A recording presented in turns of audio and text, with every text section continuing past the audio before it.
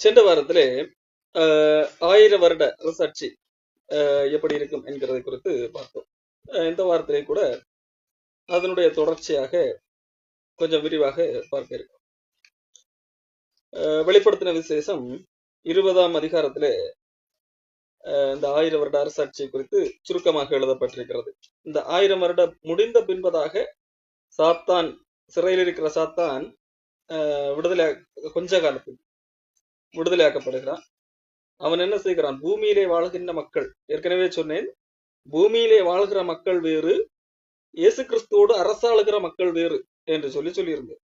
இயேசு கிறிஸ்துவோடு அரசாளுகிறவர்கள் என்கிறவர்கள் இன்றைக்கு இப்பொழுது பூமியிலே வாழ்கிற அல்லது இயேசு கிறிஸ்து மூலமாக விசுவாசத்தினால் இயேசு கிறிஸ்து விசுவாசத்தில் ரட்சிக்கப்பட்டவர்கள் அல்லது இயேசு கிறிஸ்துவுக்கு முன்பாக இருந்தாலும் எங்களை காப்பாற்றுவதற்கு கடவுளால் மட்டுமே முடியும், அந்த இயேசு கிறிஸ்துவை நிழலாட்டமாக நம்பினவர்கள், விசுவாசத்தின் மூலமாக எதிர்பார்த்தவர்கள்.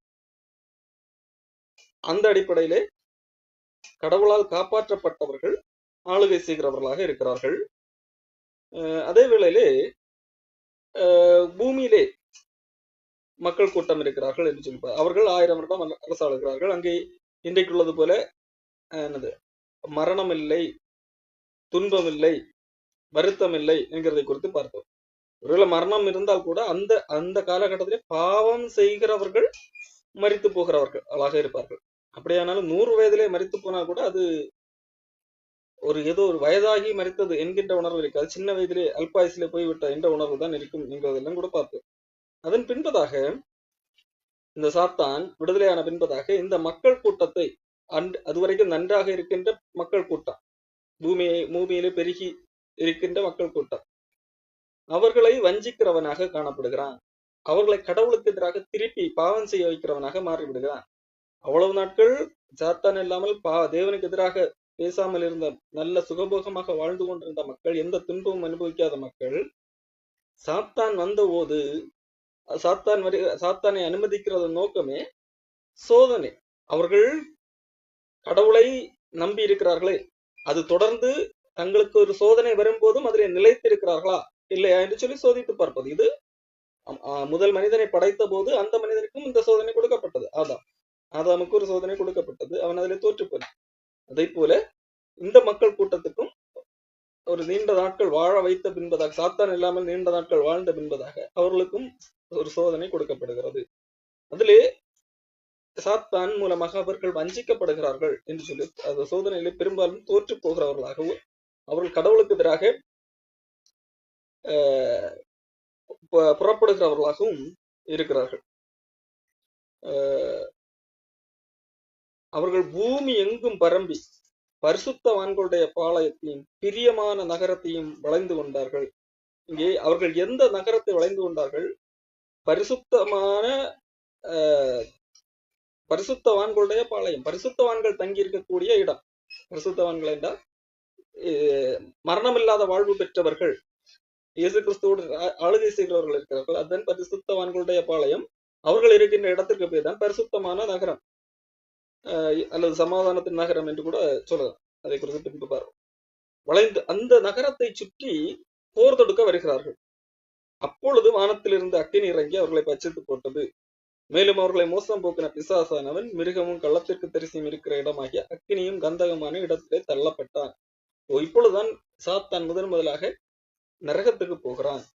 அதன் பிறகாக கடவுள் வெள்ளை சிங்காசனத்தை வீற்றிருக்கிறார். மற்ற எல்லா மக்கள் கூட்டத்துக்கும் வரவழைக்கப்பட்டு அவர்களுக்கான தீர்ப்பு வாசிக்கப்படுகிறது.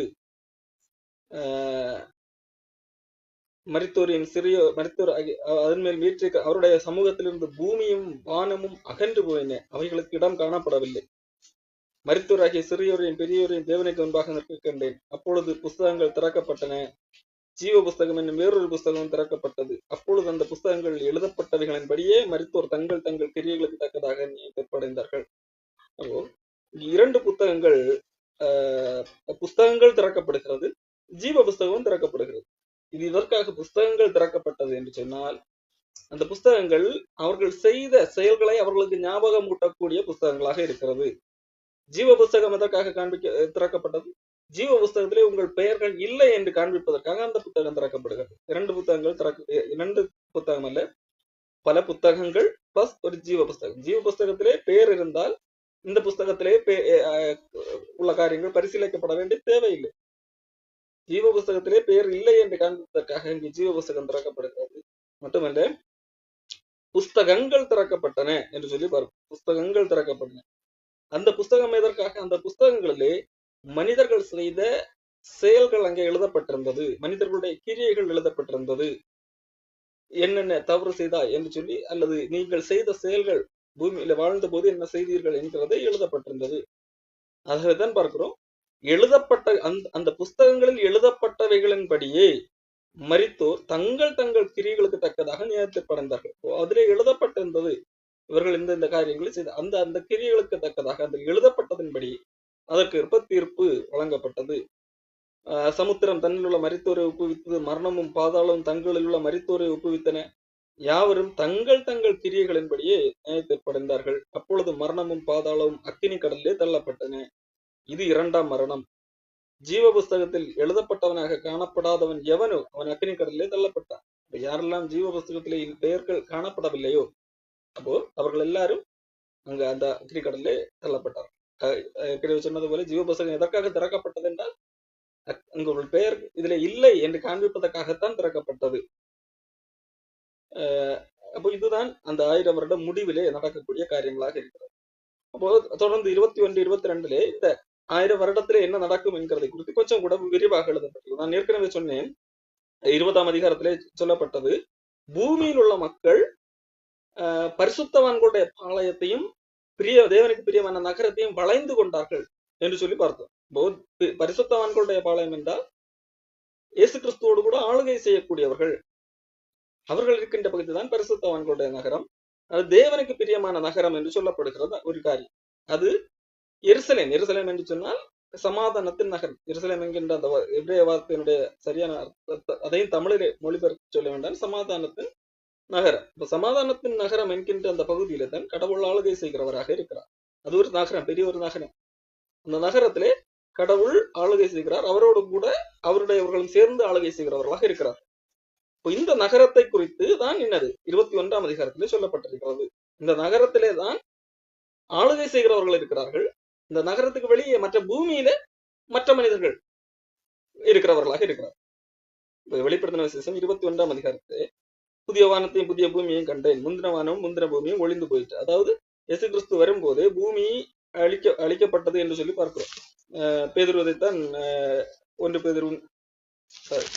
பேதுருவின் புஸ்தகத்திலே 3ஆம் அதிகாரத்திலே எழுதி வைத்திருக்கிறார். தேவனுடைய நாள் சீக்கிரமாய் வரும்படி மிகுந்த ஆவலோட காத்திருங்கள். அந்த நாளிலே, அதாவது இயேசு கிறிஸ்து இந்த பூமிக்கு வரும்போது வானங்கள் வெந்து அழிந்து பூதங்கள் எந்து உருகி போகும், அவருடைய வாக்குத்தத்தின்படி நீதிவாசமாயிருக்கும் புதிய வானங்களும் புதிய பூமியும் உண்டாகும் என்று காத்திருக்கிறோம். கர்த்தருடைய நாள் இரவிலே திருடன் வருகிற விதமாய் வரும். அப்பொழுது வானங்கள் மடமட என்று அகன்று போகும், பூதங்கள் வெந்து உருகி போகும், பூமியும் அதில் உள்ள கிரியைகளும் அழிந்து. அது இயேசு கிறிஸ்து வருகையில் நடக்கும். அதன் பின்பதாக புதிய வானம் புதிய பூமி, அதிலே தான் இந்த 1000 வருட அரசாட்சி நடக்கும். இந்த பூமியிலே ஒரு காரியத்தை சொல்லப்பட்டிருக்கிறது. வெளிப்படுத்தின விசேஷம் 21ஆம் அதிகாரம். யோவானாகிய நான் புதிய எருசலேமாகிய பரிசுத்த நகரத்தை தேவனிடத்திலிருந்து பரலோகத்தை விட்டு இறங்கி வர கண்டேன். அது தன் புருஷனுக்காக அலங்கரிக்கப்பட்ட மணவாட்டியை போல ஆயத்தமாக்கப்பட்டிருந்தது என்று சொல்லி சொல்லப்பட்டிருக்கு. அப்போ இந்த பூமி புதிய வானம் புதிய பூமி உண்டாக்கப்பட்டிருக்கிறது. இங்கே தேவனிடத்திலிருந்து ஒரு பரிசுத்த நகரம் தனியாக இறங்கி வருகிறது, பூமியின் மேலே வருகிறது, ஒரு நகரமாக வருகிறது. அந்த நகரம் எது என்று சொன்னா புதிய எருசலேம் என்று சொல்லி கூடிய ஒரு புதிய நகரமாக ஒரு புது நகரம் வருகிறது. பூமியில் உள்ளதல்ல, பூமியில் இல்லாத ஒரு பூமியின் மேலே காணப்படுகிற ஒரு புதிய நகரம் வருகிறது. அந்த நகரத்தை குறித்து எங்கு எழுதப்பட்டிருக்கிறது? 10ஆம் வசனத்திலிருந்து படித்தால் பெரிதும் உயரவுமான ஒரு பர்வதத்தின் மேல் என்னை ஆவியிலே கொண்டு போய் தேவனுடைய மகிமை அடைந்த எருசலேமாகிய பரிசுத்த நகரம் பரலோகத்தை விட்டு தேவனிடத்திலிருந்து இறங்கி வருகிறதை எனக்கு காண்பித்தார். அதன் பிரகாசம் மிகவும் விலையுயர்ந்த ரத்தினக்கல்லை போலவும் பளிங்கு நொழியுள்ள வச்சிரக்கல்லை போலவும் இருந்தது. அதற்கு பெரிதும் உயரவுமான மதிலும் கிழக்கே 3 வாசல்கள், வடக்கே 3 வாசல்கள், தெற்கே 3 வாசல்கள் ஆக 12 வாசல்கள் இருந்தன. வாசல்களின் அருகே 12 தூதர்களும் இருந்தார்கள். அந்த வாசல்களின் மேல் இஸ்ரவேல் சந்ததியார் கோத்திரங்களுடைய பெயர்கள் எழுதப்பட்டிருந்தன. நகரத்தின் மதிலுக்கு 12 அஸ்திபார கற்கள் இருந்தன. அவைகள் மேல் ஆட்டுக்குட்டியானவருடைய 12 அப்போஸ்தலருடைய 12 நாமங்களும் பதிந்திருந்தன. என்னோட பேசினவன் நகரத்தையும் அதன் வாசல்களையும் அதன் மதிலையும் அளக்கிற பொற்கோலை பிடித்திருந்தான். அந்த நகரம் சதுரமாக இருந்தது. அதன் அகலமும் நீளமும் சமமாக இருந்தது. அவன் அந்த கோலினால் நகரத்தை அளைந்தான். அது 12,000 ஸ்தாதி அளவாக இருந்தது. அது நீளமும் அகலமும் உயரமும் சமமாக இருந்தது. அவன் அதன் மதில் அளந்த போது அது தூதனுடைய அளவாகிய மனுஷ அளவின்படியே 144 முழமாக இருந்தது. அதன் மதில் வச்சிரக்கல்லால் கட்டப்பட்டிருந்தது. நகரத்து மதில்களின் அஸ்திபாரங்கள் சகல பல்வேறு விதமான ரத்தின கற்களால் கட்டப்பட்டிருந்தது என்று சொல்லப்பட்டிருக்கு. இப்போ நான் எதற்கு சொல்லுகிறேன் சொன்னா, இந்த நகரத்திலே தான் இப்படி ஒரு பெரிய நகரம் இருக்கிறது. அந்த நகரத்திலே தான் யார் இருக்கிறார்கள்? அதையும் இதிலே சொல்லப்பட்டிருக்கிறது. 9ஆம் வசனத்திலே பாருங்கள். வெளிப்படுத்தின வசனம் 21:9. கடைசியான 7 வாதைகளால் நிறைந்த 7 கலசங்களையுடைய அந்த 7 தூதரில் ஒருவன் என்னிடத்திலே வந்து, நீ இங்கே வா, ஆட்டுக்குட்டியானவருடைய மனைவியாகிய மணவாட்டியை உனக்கு காண்பிக்கிறேன் என்று சொல்லி பெரிதும் உயர்வுமான பர்வதத்தின் மேல் என்னை ஆவியில் கொண்டு போய் தேவனுடைய மகிமை அடைந்து எருசலேமாகிய பரிசுத்த நகரம் பரலோகத்தை விட்டு தேவனிடத்தில் வருகிறதை காண்பித்தான். அப்போ எருசலேம் நகரம், புதிய ஒரு எருசலேம் என்கின்ற நகரம் மேலிருந்து கீழ் பூமியிலே நோக்கி வருகிறதாக காண்பித்து விட்டு என்ன சொல்லுகிறான்? நான் உனக்கு ஆட்டுக்குட்டியானவருடைய மனைவியை காண்பிக்கிறேன் என்று சொல்லி தான் இதை காண்பிக்கிறான். அப்ப அந்த நகரத்துக்குள்ளாக இருப்பது யார் என்று சொன்னால், யார் ஆட்டுக்குட்டியானவருடைய மனவாட்டி அல்லது மனைவி என்று சொல்லப்படுகிறார்களோ, யார்? இயேசு கிறிஸ்துவால் மீட்கப்பட்டவர்கள். அவர்கள்தான் ஆட்டுக்குட்டியானுடைய மனைவி என்று சொல்லப்பட்டிருக்கிறது வேதாகமத்திலே. பவுல் அப்போஸ்தலன் கூட இதை குறித்து எழுதியிருப்பார். கிறிஸ்துவுக்கு நியமிக்கப்பட்ட ஒரே கன்னிகையாக நியமிக்க உங்களுக்கு பாடுபடுகிறேன் என்பதாக. வெளிப்படுத்தின விசேஷம் 19ஆம் அதிகாரத்திலே கூட அவர் என்ன நோக்கி ஆட்டுக்குட்டியானவரின் கல்யாண விருந்துக்கு அழைக்கப்பட்டவர்கள் பாக்கியவான்கள் எழுது என்று சொல்லி சொன்னதை குறித்து சொல்லப்பட்டது. அவருடைய மனைவி தன்னை ஆயத்தம் பண்ணினாள் என்று சொல்ல கேட்டேன் என்று சொல்லி வெளிப்படுத்தின விசேஷம் 19ஆம் அதிகாரம் 7ஆம் வசனத்தில் சொல்ல. அப்போ யாரை குறித்து சொல்லப்பட்டிருக்கிறது? இயேசு கிறிஸ்துவால் மீட்கப்பட்டவர்களை குறித்து சொல்லப்பட்டிருக்கிறது. அப்போ அந்த நகரம் என்பது யாருக்குரியது? இயேசு கிறிஸ்துவால் மீட்கப்பட்டவர்கள். அந்த நகரம் பூமியின் மேல் வருகிறது. அங்கே இருந்துதான் ஆளுகை நடக்கிறது. மற்றபடி பூமியிலே வசிக்கிறவர்கள் வேறு என்பதை புரிந்து கொள்ள வேண்டும். அப்போ நகரம் வந்த பின்பதாக என்ன காணப்படுகிறது? பரலோகத்திலிருந்து சத்தம் கேட்கிறது. வெளிப்படுத்தின விசேஷம் 21:3 வசனம். அது இதோ மனுஷர்களிடத்தில் தேவனுடைய வாசஸ்தலம் இருக்கிறது, அவர்களிடத்திலே அவர் வாசமாயிருப்பார், அவர்களும் அவருடைய ஜனங்களாக இருப்பார்கள், தேவன் தாமே அவர்களோட இருந்து அவர்களுடைய தேவனாக இருப்பார். இப்போ மனிதர்களிடத்திலே தேவனுடைய வாசஸ்தலம் இருக்கிறது. மனிதர்கள் என்று சொன்னால் பூமியிலே வாழக்கூடிய மனிதர்களிடத்திலே கடவுளுடைய நகரம், கடவுளுடைய மக்கள் இங்கே வந்திருக்கிறார்கள், அவர்களுடைய வாசஸ்தலம் இருக்கிறது. அவர்களும் அவருடைய ஜனங்களாக இருக்கிறார், தேவன் தாமே அவர்களோட இருந்து அவர்களுடைய தேவனாக இருப்பார், அவர்களுடைய கண்ணீர் யாவையும் துடைப்பார், இனி மரணம் இல்லை, துக்கம் இல்லை, அலறுதலும் இல்லை, வருத்தமும் இல்லை, முந்தினவைகள் ஒளிந்து போயின என்று விளம்பினர். சிங்காசனத்தின் மேல் வீற்றிருந்தவர் இதோ நான் சகலத்தையும் புதிதாக்குறேன் என்றார். இன்னும் அவர், இந்த வசனங்கள் சத்தியமும் உண்மையும் உள்ளவைகள், அன்றியும் இவர் என்னை நோக்கி, ஆயிற்று, நான் அனுபவம் உமேகவும் ஆதியும் அந்தமா இருக்கிறேன், தாகமா இருக்கிறவனுக்கு ஜீவத்தண்ணீர் உள்ள ஊற்றில் இலவசமாய் கொடுப்பேன், ஜெயங்கொள்ளுகிறவன் எல்லாவற்றையும் சுதந்திரிக் கொள்வான், நான் அவன் தேவனாக இருப்பேன், அவன் என் குமாரனாக இருப்பான் என்று சொல்லி ஜெயங்கொள்ளுகிறவன் இந்த நகரத்தை குறித்து சுதந்திரித்துக் கொள்ளுகிறதை குறித்து சொல்லப்பட்டிருக்கிறது. அதே வேளையிலே யார் சுதந்திரிக்க மாட்டார்கள் என்று சொன்னால், பயப்படுகிறவர்கள், அவிசுவாசிகள், அருவருப்பானவர்கள், கொலைபாதகர்கள், உபச்சாரக்காரர்கள், சூனியக்காரர்கள், விக்கிரகாராதனைக்காரர்கள், பொய்யர் அனைவரும் அவர்கள் 2ஆம் மரணமாகிய அக்கினி கடலிலே பங்கடையக்கூடியவர்கள், அவர்கள் இந்த நகரத்திலே சுதந்திரமடைய மாட்டார்கள் என்று சொல்லப்பட்டிருக்கிறது. அதன் பிறகாக இங்கே இந்த நகரத்தை குறித்தும் இந்த அன்றைக்கு அந்த புதிய வானம் புதிய பூமியை குறித்தும் சொல்லப்பட்ட காரியம். அந்த நகரத்தை குறித்து விலாவரிவாக சொல்லப்பட்டிருக்கிறது. அதிலே 22ஆம் வசனம், அதிலே தேவாலயத்தை நான் காணவில்லை. அந்த நகரத்தை புதிய எருசலேம் என்கின்ற நகரத்தை குறித்து தான் சொல்லப்பட்டு வருகிறது. அதிலே தேவாலயத்தை நான் காணவில்லை. சர்வ வல்லமுள்ள தேவனாகிய கர்த்தரும் ஆட்டுக்குட்டியானவரே அதற்காலே. கடவுளே கூட இருக்கிறபடியால் புதிய எருசலேம் என்கின்ற ஒரு நகரம் இருக்கிறது. அந்த நகரத்திலே தேவனுடைய பிள்ளைகள் இருக்கிறார்கள். அதாவது இன்றைக்கு ரட்சிக்கப்பட்டவர்கள் இருக்கிறார்கள். அவரோடு கூட ஆளுகை செய்கிறவர்கள், பூமியை ஆளுகை செய்கிறவர்களாக இருக்கிறார்கள். அங்கே என்னது, தேவாலயம் தேவையில்லை, கடவுளே கூட இருக்கிறார், பின்னே தேவாலயம் தேவையில்லை. அதுதான் எழுதப்பட்டிருக்கிறது. நகரத்துக்கு வெளிச்சம் கொடுக்க சூரியனும் சந்திரனும் அதற்கு வேண்டுவதில்லை. அதுக்கு அந்த நகரத்திலே என்னது, வெளிச்சம் தருவதற்கு சூரியனோ சந்திரனோ தேவையில்லை. காரணம், கடவுளே அந்த நகரத்திலே இருக்கிறவராக கூட இருக்கிறவராக இருக்கிறார். ரட்சிக்கப்படுகிற ஜனங்கள் அதன் வெளிச்சத்திலே நடப்பார்கள். அந்த வெளிச்சத்திலே ரட்சிக்கப்படுகிற ஜனங்கள் நடப்பார்கள்.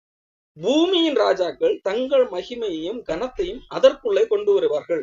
பாருங்கள், இந்த நகரத்துக்குள்ளாக தங்கள் மகிமையையும் கனத்தையும் பூமியில் உள்ளவர்கள் கொண்டு வரலாம். அப்போ பூமியில் வேறு நகரம், பரிசுத்தமான நகரம் அல்லது பிரியமான நகரம் அல்லது புதிய எருசலேம் என்கிற நகரம் வேறு.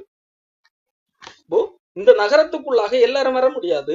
அதே வேளையில தங்கள் மகிமையும் கனத்தையும் தாழ்த்தி இது எங்களுக்குரியது அல்ல என்று வருகிற அந்த ராஜாக்கள் அதை அங்கே கொண்டு வருவார்கள். அங்கே ராக்காலம் இல்லாதபடியால் அதன் வாசல்கள் பகலில் அடைக்கப்படுவதே இல்லை. இந்த நகரத்தினுடைய வாசல்கள் அடைக்கப்படுவதில்லை. 24 மணி நேரம், அதாவது இரவும் இல்லை பகலும் இல்லவா அல்லவா, அங்கே வாசல் இருக்குமானால் கதவு எப்போதும் திறந்திருக்கும். அதே வேளையில திறந்திருக்கிறது என்று சொல்லி பூமியில் உள்ள எல்லாரும் அதிலே வர முடியுமா என்று கேட்டால் வர முடியாது என்று சொல்லி பார்க்கிறோம். ரட்சிக்கப்படுகிற ஜனங்கள் அந்த வெளிச்சத்திலே நடப்பார்கள். உலகத்தாருடைய மகிமையும் கனத்தையும் அதற்குள்ளே கொண்டு வருவார்கள். அந்த உலக பூமியில் உள்ளவர்கள் தங்கள் மகிமையும் கனத்தையும் அதற்குள்ளே கொண்டு வருவார்கள். அதே வேளையிலே தீட்டுள்ளதும் அருவருப்பையும் பொய்யை நடப்பிக்கிறதுமாகிய ஒன்றும் அதில் பிரவேசிப்பதில்லை. ஆட்டுக்குட்டியானவரின் ஜீவ புத்தகத்தில் எழுதப்பட்டவர்கள் மாத்திரம் அதில் பிரவேசிப்பாகும். இந்த நகரத்துக்குள்ளாக பிரவேசிக்கக்கூடிய தகுதி பூமியில் உள்ளவர்களுக்கு இல்லை. யாருக்குண்டு? ஜீவ புஸ்தகத்தில் பெயர் எழுதப்பட்டவர்கள், ரட்சிக்கப்பட்டவர்கள் மட்டுமே நகரத்துக்குள்ளாக இருக்கக்கூடிய வாய்ப்பு இருக்கிறது. பூமியிலே இருக்கிறவர்கள் எல்லாரும் அப்படி அல்ல. அதே வேளை அவர்கள் தங்கள் கனத்தை இங்கே கொண்டு வந்து கொடுப்பார்கள். அவர்கள் இங்கே தீட்டானவர்கள் அல்லது ஜீவ புஸ்தகத்தில் பெயரற்றவர்கள் இங்க வர முடியுமா என்று கேட்டால் கிடையாது. அந்த வித்தியாசத்தை புரிந்து கொள்ள வேண்டும். நான் இதை சொல்ல காரணம், பெரும்பாலானவர்கள் எந்த நம்பிக்கையில் இருக்கிறார்கள் என்று சொன்னால், வெளிப்படுத்தின விசேஷம் 20ஆம் அதிகாரத்திலே உள்ளதுதான் 1000 வருட அரசாட்சி, அதன் பின்பு நியாய தீர்ப்பு. இந்த 21ஆம் அதிகாரம் என்பது அதற்கு பின்பாக நடக்கின்ற ஒன்று, 1000 வருட அரசாட்சி முடிந்த பின்பதாக நடக்கின்ற ஒன்று என்று சொல்லி நினைக்கிறது உண்டு. அப்படி பார்த்தால் அந்த 1000 வருட அரசாட்சி முடிந்த பின்பதாகவே பூமியிலே 2 வித மக்கள் இருப்பதை போல என்ன நேரிடும். பூமியிலே ஒரு கூட்ட மக்கள் இருக்கிறார்கள், பரிசுத்தமான நகரத்திலே ஒரு கூட்ட மக்கள் இருக்கிறார்கள் என்று வித்தியாசப்படுத்த நேரிடும். மட்டுமல்ல, ஏற்கனவே 1000 வருட அரசாட்சியிலேயே ரட்சிக்கப்பட்டவர்கள் இயேசு கிறிஸ்துவோடு கூட தான் இருக்கிறார்கள். ஏற்கனவே அவர்கள் கிறிஸ்துவோடு கூட தான் ஆளுகை செய்கிறவர்களாக இருக்கிறார்கள். ஆனால் அது முடித்த பின்பதாகத்தான் இந்த காரியம் நடக்கிறது என்று சொன்னால் இந்த வார்த்தைக்கு அர்த்தம் இல்லாமல் போய்விடும். என்ன, இதோ மனுஷர்களிடத்திலே தேவனுடைய வாசஸ்தலம் இருக்கிறது, அவர் அவர்களிடத்திலே வாசமாயிருப்பார், அவர்களுடைய ஜனங்களாயிருப்பார்கள், தேவன் தாமே அவர்களோடு கூட இருந்து அவர்களுடைய தேவனாயிருப்பார், அவர்களுடைய கண்ணீர் யாவையும் துடைப்பார். இப்ப 1000 வருட அரசாட்சியிலே அவர் கண்ணீர் துடைக்கவில்லையா? 1000 வருட அரசாட்சி முடிந்த பின்பதாக நடக்கின்ற இன்னொரு காலகட்டத்திலே தான் அவர் கண்ணீரை துடைக்கிறாரா? அதுக்கு பிறகுதான் தேவன் அவர்களோடு கூட ஆளுகை செய்கிறாரா என்கின்ற ஒரு கொஸ்டின் மார்க் இருக்கிறது அல்லவா? ஆகவேதான் இது ஒரு தவறான வியாக்கியான முறை என்று சொல்றேன். 21ஆம் அதிகாரம் என்பது அந்த 1000 வருட அரசாட்சியினுடைய ஒரு எலாபரேட் வெர்ஷன் தான் அந்த 21ஆம் அதிகாரம். அதே காரியத்தை தான் 22ஆம் அதிகாரத்திலையும் இன்னும் விலாவாரியாக சொல்ல, அந்த நகரத்திலே சுத்தமான நதி தேவனும் ஆட்டுக்குட்டியான இருக்கிற சிங்காசனத்திலிருந்து புறப்பட்டு இருக்கிறது எனக்கு காண்பித்தார். நகரத்து வீதியின் மத்தியிலும் நதி நீரக்கரங்கள் 12 விதமான கனிகளை தரும் ஜீவ விருட்சம் இருந்தது. அது மாதந்தோறும் தன் கனியை கொடுக்கும். விருட்சத்தின் நிலைகள் ஜனங்கள் ஆரோக்கியம் அடைகிறதற்கு ஏதுவானவைகள். இனி ஒரு சாபம் இராது. தேவனும் ஆட்டுக்குட்டியானவன் இருக்கிற சிங்காசனம் அதில் இருக்கும். அவருடைய ஊழியக்காரர் அவரை சேவித்து அவருடைய சமூகத்தை தரிசிப்பார்கள். அவருடைய நாமம் அவர்களுடைய நெற்றிகளிலே இருக்கும். அங்கே ராக்கலம் இராது. விளக்கும் சூரிய வெளிச்சமும் அவர்களுக்கு வேண்டுவதில்லை. தேவனாகிய கர்த்தரே அவர்கள் மேல் பிரகாசிப்பார். அவர்கள் சதா காலங்களிலும் அரசாளுவார்கள். பின்பு அவர் என்னை நோக்கி, இந்த வசனங்கள் உண்மையும் சத்தியமானவைகள், சீக்கிரமாய் சம்பவிக்க வேண்டியவைகளை தம்முடைய ஊழியக்காரருக்கு காண்பிக்கும் பொருட்டு பரிசுத்த தீர்க்கதரிசிகளின் கர்த்தராகிய தேவனானவர் தம்முடைய தூதனை அனுப்பினார். இதோ சீக்கிரமாய் வருகிறேன். இந்த புஸ்தகத்தில் உள்ள தீர்க்க தரிசன வசனங்களை கை கொள்கிறவன் பாக்கியவான் என்றார். அப்போ இந்த காரியங்கள் எப்பொழுது 1000 வருட அரசாட்சியை குறித்து யோவானுக்கு விளக்கமாக சொல்லப்படுகிற அந்த காலகட்டத்தில் என்ன நடக்கும் நகரத்திலே இருக்கிறவர்களுக்கு என்ன நடக்கும் என்கிறதை குறித்து சொல்லப்பட்ட காரியம். யோவானாகிய நான் இவைகளை கண்டும் கேட்டும் இருந்தேன். நான் கேட்டு கண்டபோது இவைகளை எனக்கு காண்பித்த தூதனை வணங்கும்படி அவன் பாதத்திலே விழுந்தேன். யோவான் ஏற்கனவே இதே தவறை செய்கிறார். தூதனை வணங்கும்படியாக பாதத்திலே விழுகிறார். அப்பொழுது அவன் சொன்ன அன்றைக்கு சொன்ன அதே காரியத்தை தான் இப்பொழுதும் சொல்லுகிறான். அதற்கு அவன், நீ இப்படி செய்யாதபடிக்கு பார், உன்னோடும் உன் சகோதரனும் தீர்க்கதரிசிகளோடும் இந்த புஸ்தகத்தின் வசனங்களை கை கொள்ளுகிறவர்களோடும் கூட நானும் ஒரு ஊழியக்காரன். தேவனை மட்டும் வணங்கு, என்னை வணங்காதே என்று சொல்லுகிறான். அதாவது தேவனுடைய உண்மையான ஊழியக்காரன் என்கிறவர்கள் தங்களை மக்கள் வணங்குவதை புறக்கணிப்பார்கள், ஏற்றுக்கொள்ள மாட்டார்கள். வணங்காதே, கடவுளை மட்டும் வணங்கு என்று சொல்லி சரியான திசைக்கு நடத்துகிறவர்களாக இருப்பார்கள். எங்களை தேடி வராதே, கடவுளிடத்திலே தேடு, எங்களை வணங்காதே, கடவுளை வணங்கு என்று சொல்லி மக்களை சரியாக வழிகாட்டுகிறவர்களாக இருக்கிறார்கள். ஒரு மக்கள் தவறே செய்தாலும் கூட. ஆனால் தவறான ஊழியர்கள் பெயர்களிலே தங்கள் புகழ்ச்சியை விரும்புகிறவர்கள் எங்களை வணங்குங்கள், பரவாயில்லை, எங்களுக்கு மரியாதை செலுத்துக என்று சொல்லி காணப்படுவார்கள். ஆனால் இங்கே தூதன் என்கிறவன் அவன் சரியான ஊழியக்காரனாக இருக்கிறபடியால் அவன் சொல்லுகிறான், என்னை வணங்காதே, நான் வணக்கத்துக்குரியவன் அல்ல, கடவுளை வணங்கு என்று சொல்லி, அதாவது என்னை தொழாதே, கடவுளை தொழுதுகொள் என்று சொல்லி சொல்லுகிறான். பின்னும் அவர் என்னை நோக்கி, இந்த புஸ்தகத்தில் உள்ள தீர்க்க தரிசன வசனங்களை முத்திரை போட வேண்டாம், காலம் சமீபமாகிற. அப்போ இதை என்னது முத்திரை போட வேண்டாம், இதுல நான் சொன்னப்பட்ட இந்த காரியங்களை எல்லாம் என்னது லாக் பண்ணி வைக்க வேண்டாம், அப்படியே விட்டுவிடு என்று சொல்லு. அநியாயம் செய்கிறவன் இன்னும் அநியாயம் செய்யட்டும், அசுத்தமாயிருக்கிறவன் இன்னும் அசுத்தமாயிட்டும், நீதி உள்ளவன் இன்னும் நீதி செய்யட்டும், பரிசுத்தம் உள்ளவன் இன்னும் பரிசுத்தமாகட்டும். இதோ சீக்கிரமாய் வருகிறேன், அவனும் உடைய கிரியைகளின்படி அவனவனுக்கு நான் அளிக்கும் பலன் என்னோட கூட வருகிறது. நான் அல்பாவும் உமேகாவும் ஆதியும் அந்தவும் முந்தினவும் பிந்திரவுமாய் இருக்கிறேன் என்று சொல்லி, அப்போ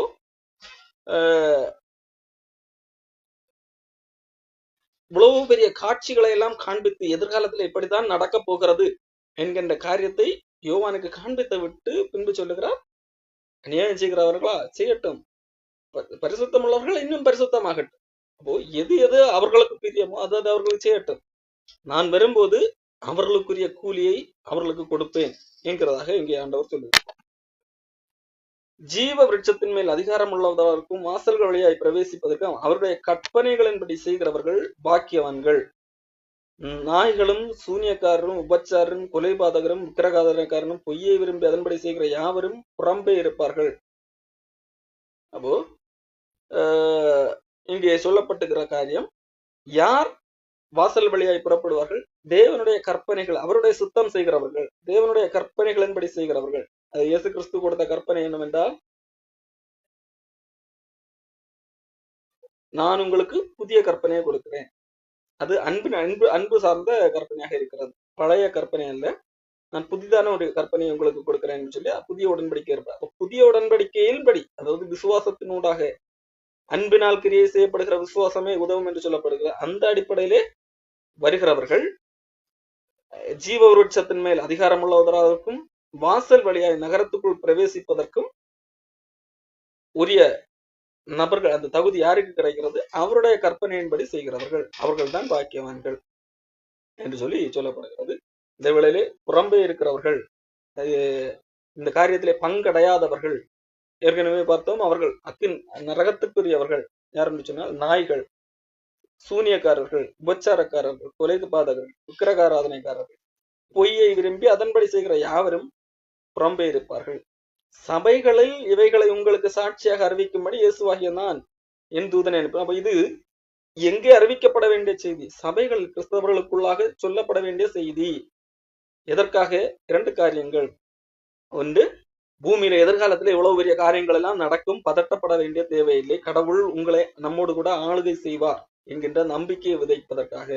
மட்டுமல்ல, உலகத்தில் அக்கிரமம் செய்கிறவர்கள் எல்லாம் இருக்கிறார்களே, அவர்கள் செய்யட்டும், அவர்களுக்குரிய பலன் கூட வருகிறது. நீ நீதி செய்கிறவன் நீதி செய்யட்டும் என்று சொல்லி உலகத்திலே நடக்கின்ற துன்மார்க்கர்களுடைய வாழ்க்கை பார்த்து நீங்கள் சரிப்படைய தேவையில்லை, அவர்கள் செய்கிறதற்கான காரியம் அவர்களோடு என்னோடு கூட வருகிறது, இதெல்லாம் நடக்கக்கூடியதான் என்று சொல்லி நம்பிக்கையை ஊட்டக்கூடிய ஒரு பகுதிதான் இந்த வெளிப்படுத்தின விசேஷமாகவே இந்த சபைகளிலே இதை அறிவியுங்கள். எதிர்காலத்திலே என்ன இருக்கிறது? ஆளுகை செய்யக்கூடிய, கடவுளோடு கூட உட்கார்ந்து ஆளுகை செய்யக்கூடிய ஒரு காரியம் இருக்கிறது என்று சொல்லி மக்களுக்கு நம்பிக்கையை விதைக்கும்படியாக சபைகளிலே இதை அறிவிக்க வேண்டும் என்று சொல்லி ஆண்டவர் யோவானுக்கு இந்த காட்சியை கொடுக்கிறார். ஆரம்பத்திலே ஒரு பதட்டமான ஒரு சூழலை போல காணப்பட்டாலும், பூமியிலே அது நடக்கும் இது நடக்கும் என்று சொல்லி காணப்பட்டாலும், அது எதற்கு இப்படி நடந்தாலும் நீங்கள் பதட்டப்பட வேண்டியதில்லை, நீங்கள் கலங்க வேண்டியதில்லை, நீங்கள் கிறிஸ்துவோடு கூட ஆளுகை செய்வீர்கள் என்று சொல்லி காண்பிப்பதற்காக ஆண்டவர் சபைக்கு சொல்லும்படியாக இந்த காரியத்தை சொல்லுகிறார். அனுப்பின் நான் தாவீதின் வேறும் சந்ததியும் பிறகு விடிவெளி நட்சத்திரமா இருக்கிறேன், ஆவியும் மனவாட்டியும் வா என்கிறார்கள், கேட்கிறவனும் வா என்பார்களாக, தாகமாயிருக்கிறவன் வரக்கடவன், விருப்பமுள்ளவன் ஜீவத்த நீரை இலவசமாய் வாங்கி கொள்ள கடவன். அப்போ இந்த அழைப்பு எல்லாருக்கும் கொடுக்கப்படுகிறது. நீங்கள் இலவசமாக இந்த பாக்கியத்திலே பங்கடையலாம். எங்கே ஆளுகை செய்யக்கூடிய அந்த இதிலே பங்கடையலாம். இந்த புஸ்தகத்தில் உள்ள தீர்க்க தரிசன வசனங்களை கேட்கிற யாவருக்கும் நான் சாட்சியாக எச்சரிக்கிறதாவது, ஒருவன் இவைகளோடு எதையாகலும் கூட்டினால் இந்த புஸ்தகத்தில் எழுதியிருக்கிற வாதைகளை தேவன் அவன் மேல் கூட்டுவார். ஒருவன் இந்த தீர்க்க தரிசன எதையாகலும் எடுத்து போட்டால் ஜீவ புஸ்தகத்திலிருந்தும் பரிசுத்த நகரத்திலிருந்தும் இந்த புஸ்தகத்தில் எழுதப்பட்டவைகளிலிருந்தும் அவனுடைய பங்கை தேவன் எடுத்து போடுவார். இவைகளை சாட்சியாக அறிவிக்கிறவர் மெய்யாகவே நான் சீக்கிரமாய் வருகிறேன் என்கிறார். ஆமீன். கர்த்தராகிய இயேசு கிறிஸ்துவின் கிருபை உங்கள் அனைவரோடு கூட இருக்கிறார். அப்போ வேதாகமத்தில் கடவுள் வெளிப்படுத்தி தந்த வேதாம் வசனத்திலிருந்து தங்கள் சுய லாபத்திற்காக சிலர் புதிதாக புகுத்துகிறவர்களாக இருப்பார்கள். தவறான உபதேசத்தை புகுத்தி பேசுகிறவர்கள் இருக்கிறார்கள். அவர்களுக்கு ஆண்டவர் அந்த புத்தகத்தில் எழுதப்பட்டதன்படியான வாதையை அவர்கள் கொடுப்பேன் என்று சொல்லி எச்சரிக்கை. இன்னும் சிலர் தங்களுடைய ஆதாயத்திற்காக சில பகுதியை எடுத்து போட்டு பேசுகிறவர்களாக இருப்பார்கள். அவர்களுக்கும் ஆண்டவர் எச்சரிக்கிறார். இந்த ஜீவ புஸ்தகத்திலே சொல்லப்பட்டதுபடி பரிசுத்த நகரத்திலே கொடுக்கப்படுகிற இந்த வாய்ப்பு இது எல்லாம் அவனுக்கு கிடைக்காமல் போகும். காரணம், அவன் மனம் திரும்பாமல் தன்னுடைய சுயலாபத்திற்காக கடவுளுடைய வார்த்தையை எடுத்து போடுகிறவனாக இருக்கிறான் என்று சொல்லி ஒரு எச்சரிப்பை கொடுக்கிறார். சரி, அப்போ இதுதான் வெளிப்படுத்தின விசேஷம் கொடுக்கப்பட்டதனுடைய நோக்கம். சபைகளிலே சாட்சியாக அறிவிக்கும்படியாக கொடுக்கப்பட்ட ஒரு புஸ்தகம். எதற்காக? எதிர்காலத்திலே இப்படியெல்லாம் நடக்கும், துன்பம் எல்லாம் நடக்கும். ஆனாலும் பதட்டப்பட வேண்டியதில்லை. அதற்கு மேலான ஒரு காரியம் நடக்கும். இயேசு கிறிஸ்து வந்த என்பதாக பெரும் பாக்கியங்கள் இருக்கிறது என்று காண்பிப்பதற்காக. துன்மார்க்க அநியாயம் செய்கிறவன் இன்னும் அநியாயம் செய்து கொண்டிருக்கிறானே, பதட்டப்பட தேவையில்லை. அவர்களுக்கு அவர் அளிக்கும் பலன் கூட வருகிறது. அவர்கள் அக்கினி கடலுக்கு இரையாக இருக்கிறார்கள் என்று சொல்லி ஒரு எதிர்காலத்தை குறித்த நம்பிக்கையை ஊட்டக்கூடிய ஒரு காட்சியை யோவானுக்கு ஆண்டவர் வெளிப்படுத்தியிருக்கிறார். ஒரு சில சந்தேகங்கள் நாம் ஏற்கனவே பார்த்தோம். நாம் பரிசுத்தமான நகரம் அல்லது தேவனுடைய பிரியமான நகரம் அல்லது சமாதான எருசலேம் என்று சொன்னால் சமாதானம், புதிய எருசலேம் என்று சொன்னால் சமாதானம். அங்கேதான் இயேசு கிறிஸ்துவோடு கூட அவருடைய பரிசுத்தவான்கள் ஆளுகை செய்கிறவர்களாக அங்கே இருக்கிறார்கள் என்று சொல்லி பார்த்தோம். அதே வேளையில பூமியிலும் ஒரு கூட்ட மக்கள் இருக்கிறார்கள், அங்கேயும் ராஜாக்கள் இருக்கிறார்கள். பூமியில் உள்ள மக்களை ஆளுகை செய்யும்படியாக அங்கே ராஜாக்களும் இருக்கிறார்கள். அவர்கள் உலகத்தாருடைய மகிமையெல்லாம் இங்கே நகரத்துக்கு அவ்வப்போது கொண்டு வருகிறார்கள் என்பதாகவும் பார்த்தோம். இப்போ இந்த பூமியில வாழுகிற மக்கள் யார் என்கிறதை குறித்து பல்வேறு கேள்வி சந்தேகங்கள் இருக்கு. அதை குறித்து வேதாகம் தெளிவாக சொல்லவில்லை. அதுதான் இங்கே பிரச்சனை. அதை குறித்து பலர் என்ன விதமான எண்ணங்களை வைத்திருக்கிறார்கள் என்பதை நான் சொல்லுகிறேன். ஆனால் இதுதான் என்று சொல்லி உறுதியாக எடுத்துக்கொள்ள முடியாது. ஒன்று, சிலர் என்னமாக நினைக்கிறார்கள் என்று சொன்னால், இயேசு கிறிஸ்து வரும்போது தேவனுடைய பிள்ளைகளை அவர் எடுத்துக் கொள்ளுகிறார். துன்மார்க்கர்களை, அவருக்கு எதிராக கலகம் பண்ணினவர்களை அவர் அழித்து போடுகிறார். அங்கேயும் இல்லாமல் இங்கேயும் இல்லாமல் சில கூட்டம் இருந்தார்கள். அவர்கள்தான் தொடர்ந்து அவர்கள் அப்படியே உயிரோடு இருக்கிறார்கள் பூமியிலே என்று சொல்லி சிலர் எண்ணுவதுண்டு. இது வாய்ப்புண்டா என்று கேட்டால் இது 100% வாய்ப்பே இல்லாத காரியம். காரணம், வேதாகம் நாம் படிக்கும் போதே பார்க்கப்படுகிறது. ஒன்று, இயேசு கிறிஸ்து வரும்போது அவருடையவர்களை எடுத்துக்கொள்கிறார். அவருடையவர்களை எடுத்துக் கொள்ளுகிறார் என்று சொல்லும் போதே மீதம் இருக்கிற அத்தனை பேரும் தேவனுக்கு எதிரானவர்கள் லிஸ்ட்லே தான் வருவார்கள். தேவனுக்கு எதிரானவர்கள் வேறு, தேவனுடையவர்கள் வேறு. இதற்கு மிடில் ஒரு கேஸ் இருக்கிறது என்று சொல்லி வேதாகம் எங்கும் சொல்லவில்லை. ஒன்றுகள் இந்த தேவனுடைய பக்கம், இல்லை என்றால் தேவனுக்கு எதிரான பக்கம். இந்த 2 கேட்டகரி தான் இருக்கிறது. மட்டுமல்ல, இயேசு கிறிஸ்து வரும்போது பூமி மொத்தமாக அழிக்கப்படுகிறது என்று சொல்லி பார்க்கிறோம். பேதுரு சொல்லும் போது வானங்கள் மடமட என்று அகின்று போகும், பூதங்கள் வெந்து உருகும். பூமி வெந்து உருகின பிறகு அதிலே ஒரு சிலர் மட்டும் தப்பி பிழைத்து புதிய பூமியிலே வருவார்கள் என்பது ஏற்படாது. ஆகவே இயேசு கிறிஸ்து வரும்போது ஒரு சிலர் நல்லவர்கள், தேவனுடையவர்களை தேவனோடு கூட சேர்த்துக் கொள்ளுகிறார், துன்மார்க்கர்களை அழித்து போகிறார். இரண்டுக்கும் நடுவில் ஒரு சிலர் உயிரோடு அன்றைக்கு தப்பினவர்கள் அடுத்து வாழுகிறார்கள். அவர்கள் பிள்ளை குட்டிகளை பெற்று ஜனங்க தொகை பெருகுகிறது என்று சொல்லுகிறது. அது தவறான ஒரு வியாக்கியானம்.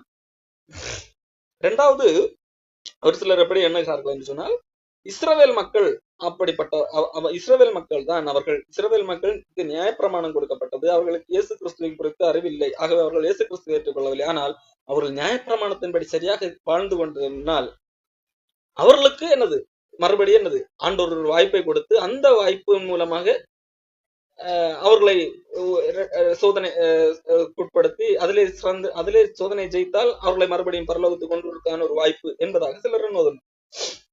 இது சரியா என்று கேட்டால் இதுவும் சரியில்லை. காரணம், நியாயப்பிரமாணம் கொடுக்கப்பட்டது என்று சொன்னால் அது எதற்காக? நியாயப்பிரமாணத்தை கடைபிடிக்கிற நியாயப்பிரமாணத்தை கடைபிடித்த யூதர்கள் அல்லது இஸ்ரவேலர்களை இங்க கொண்டு வர ஒரு யூதர்களையும் கொண்டு வர முடியாது. அதான் பிரச்சனை. நியாயப்பிரமாணத்திலே ஒன்றிலே தவறினால் எல்லாவற்றிலையும் தவறினவர்களாக இருப்பார். ஆகவே அவர்களையும் என்னது கொண்டு வர முடியாது. மட்டுமல்ல, ஒரே முறை மரிப்பதும் பின்பு நியாய தீர்ப்படைவதும் மனிதனுக்கு நியமிக்கப்பட்டது என்று சொல்லப்படும். இன்னும் சிலர் எப்படி சொல்வார்கள்? சுவிசேஷத்தை கேள்விப்படாதவர்கள் அல்லது தங்கள் மனசாட்சியின்படி வாழ்ந்தவர்கள், அவர்களை மறுபடியும் அந்த பூமியிலே வாழ வைப்பதற்கான ஒரு சாத்தியக்கூறு என்று சொல்வதுண்டு. பட் அதற்காகவும் வேதாந்தத்திலே ஆதாரம் இல்லை. ஏற்கனவே சொன்னது, ஒரே தரம் மரிப்பதும் அதற்கு பிறகு நியாய தீர்ப்படைவதும் தான் மனிதனுக்கு நியமிக்கப்பட்டது. அதற்கு அந்த அடிப்படையில தான் இயேசு கிறிஸ்து சிலுவையில பலியானார், தண்டனை அந்த நியாய தீர்ப்பு அடைந்தார் என்கிறதாகத்தான் வேதாந்தம் சொல்லுகிறது. அப்ப அதுவும் பண்ணது வாய்ப்பு இல்லை. இன்னும் சிலர் என்ன சொல்வார்கள்? சிறு பிள்ளைகள் எல்லாம் இறக்கிறார்கள் அல்லவா? அவர்களுடைய ஆத்மாக்கள் எங்கே போகும்? அவர்கள் நன்மை தீமை அறிவதற்கு முன்பதாகவே, சட்டத்திட்டங்களை எல்லாம் கை கொள்வதற்கு முன்பதாகவே இறந்து போகிறார்கள். ஒருவேளை அவர்கள் மறுபடியும் என்னது தங்கள் வாழ்நாளை புதிதாக பூமியில தொடங்குவதற்காக ஆண்டவர் இப்படி செய்திருக்கலாம் என்று சொல்லி. பட் அதுவும் என்னது உறுதி வேதாகமத்திலே அதற்கான எந்த ஆதாரம் கிடையாது. அடுத்ததாக இப்போ புதிதாக என்ன சொல்வார்கள்? இது எல்லாமே 1000 வருட அரசாட்சி, இந்த காரியங்கள் எல்லாமே உண்மையிலேயே இயேசு கிறிஸ்து வந்து அப்படி எல்லாம் கிடையாது. இயேசு கிறிஸ்து இதை இந்த பூமியிலே வாழுகிற அந்த வாழ்க்கையை குறித்து தான் சொல்லி இருக்கிறார். இந்த 1000 வருட அரசாட்சி என்பது நான் இப்பொழுது வாழ்ந்து கொண்டிருக்கின்ற இந்த வாழ்க்கை தான். இந்த வாழ்க்கையில யாரெல்லாம் ரட்சிக்கப்படுகிறார்களோ அவர்கள் அந்த பரிசுத்தம் நகரத்திலே தேவனோடு இணைக்கப்படும், அது ஆவிக்குரிய ரீதியிலே இணைக்கப்படுகிறதை குறிக்கிறது என்கிறதாக அதை ஒரு ஆவிக்குரிய ரீதியிலே மாற்றி அப்படி பேசுகிறவர்களும் 1000 வருடம் என்பது எழுத்தின்படியாக அப்படியெல்லாம் கிடையாது என்கிறதா. அது உண்மையில் சரியா என்று கேட்டால் கிடையாது. வேதாகம் திட்டம் தெளிவாக சொல்லுகிறது, இயேசு கிறிஸ்து வருவார், அந்தி கிறிஸ்துவை அழிப்பார், அது இயேசு கிறிஸ்து வருவதற்கு முன்பதாக அந்தி கிறிஸ்து என்கிற மிருகம் என்கிற அந்த பூமியை ஆளும். இது எல்லாமே எப்படி ஆவிக்குரிய ரீதியில் எடுத்துக்கொள்ளணும். அதன் பிறகாக 1000 வருட அரசாட்சியிலே காணப்படும். அதன் பின்பு நியாய தீர்ப்பு நடக்கும். இது எல்லாமே திட்டம் தெளிவாக சொல்லப்பட்ட ஒரு காரியம். இது எல்லாமே ஆவிக்குரிய ரீதியிலே எழுத்தின்படியாக எடுத்துக்கொள்ளக்கூடாது என்று சொல்வதெல்லாம் முடியாத காலம். அப்போ இப்படி விதமான விளக்கங்கள் இருக்கிறது. இப்போ எதை சரியாக இருக்கும் என்று சொல்லி என்ன கேட்டால் எனக்கு தெரியாது அப்படிதான் சொல்ல முடியும். காரணம் வேதாகம் அதை குறித்து சொல்லவில்லை. நம்ம தெரிந்து கொள்ள வேண்டிய விஷயம், இன்றைக்கு நாம் பூமியில வாழுகிறோம் அல்லவா? பூமியில வாழுகிறதுலே இயேசு கிறிஸ்துவால் ரட்சிக்கப்பட்டவர்கள் இயேசு கிறிஸ்துவோடு கூட ஆளுகை செய்வார்கள். தேவனால் ரட்சிக்கப்படாதவர்கள், தேவனை அறியாதவர்கள் அல்லது சுவிசேஷத்துக்கு கேள்விப்படாதவர்கள், அவர்களுக்கு இன்னொரு வாய்ப்பு என்று சொல்வது வேதாகம் சொல்லாத ஒன்று காரியம். அப்ப அந்த மக்கள் யார் என்று கேட்டால் அதற்கு என்பதிலே பதில் இல்லை. ஆனா அந்த மக்கள் இவர்களா என்று கேட்டால் அதுவும் இல்லை. அதுதான் நமக்கு வெளிப்படுத்தப்பட்டிருக்கிறது. ஆகவே இன்றைக்கு பூமியிலே வாழுகிறதே ரட்சிக்கப்பட்ட மக்கள் இயேசு கிறிஸ்துவோடு கூட இருப்பார்கள், ரட்சிக்கப்படாத மக்கள் அக்கினிக்கு கடலுக்கு பங்கெடுப்பார். அந்த உண்மையை புரிந்து கொண்டால் போதும். ஏதாவது